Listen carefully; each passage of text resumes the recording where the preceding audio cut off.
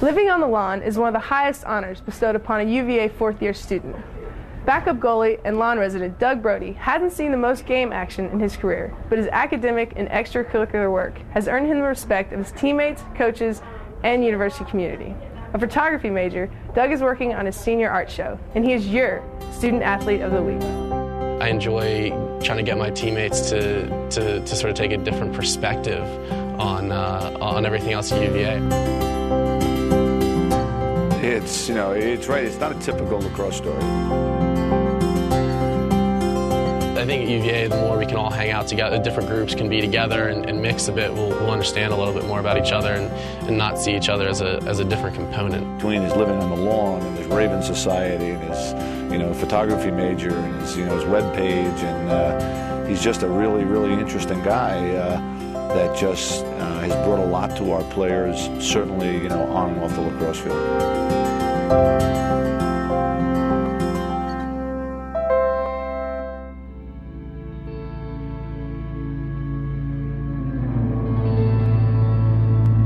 Comes to us off of an open tryout in December of his freshman year at the university. We were in desperate need of another goalie in the program. I didn't think I was going to last a week, but the guys were really supportive and sort of helped me through it, though I must have just looked like a shell-shocked, baby. I don't think there could be a harder job on a college lacrosse team than being a backup goalie and knowing that you're not going to get any quality minutes on Saturdays, on the game days.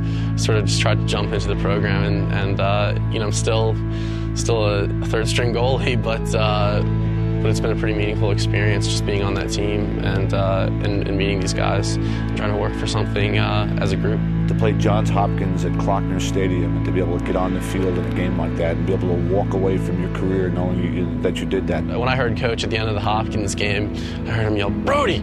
And I was like, what, am I in trouble? I don't. So then you take your coat off, and going in there in front of that, in front of my teammates, and them, I don't always stop the ball, but my teammates have been really supportive, and even when I don't. But for all these guys that practice in January when the weather's freezing cold and nobody's watching, the opportunity to get into a game, and that's why I'm always quick to try to get those guys on the field in those kind of games as quickly as I can, because they deserve to be out there.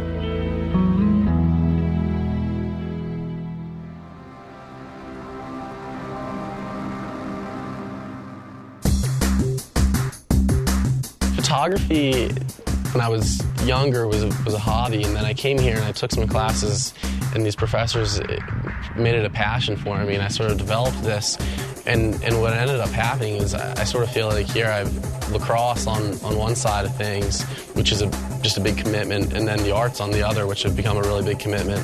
So it was very early in his career here that while he was no threat to the starting goalie, he also was someone that I think everybody immediately enjoyed having part of the program. When I started playing lacrosse, I saw all these guys doing at least one thing, lacrosse, really well. I knew I wanted to do something really well. I saw them really excelling at something. So I started looking at other things to do, and it resulted in joining Jeff Society, the Jefferson Literary and Debating Society, getting more involved in my photography. I would tell you that Doug has gotten an awful lot from being a part of our program, and he in turn has given an awful lot to us. What I've done in my photography is I always just take pictures of my friends or my teammates or fraternity brothers, and that has it's been a great way to interact with people, and at the same time all those guys and my teammates love seeing these pictures that I take of them. You can't look for guys that have high GPAs just to flesh out your team and expect that to be necessarily a good situation. It just has to be, it just has to fit right. It has to be right, and in the case of Doug, it certainly has been a great fit for Virginia lacrosse. All that stuff for a sheet, yeah. Living on the lawn has been such a fun experience, and I can't believe we've got about 47 days left, and that's a bummer to me. But what's been a lot of fun is having teammates over to the lawn, and we'll barbecue or grill out, and that's a lot of fun, just to have my friends come over to the lawn and interact with everybody else.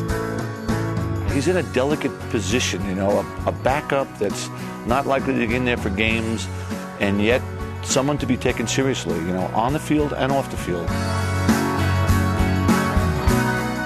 I think he's a relatively rare bird. I think we've had an extraordinary 4 years here with Doug.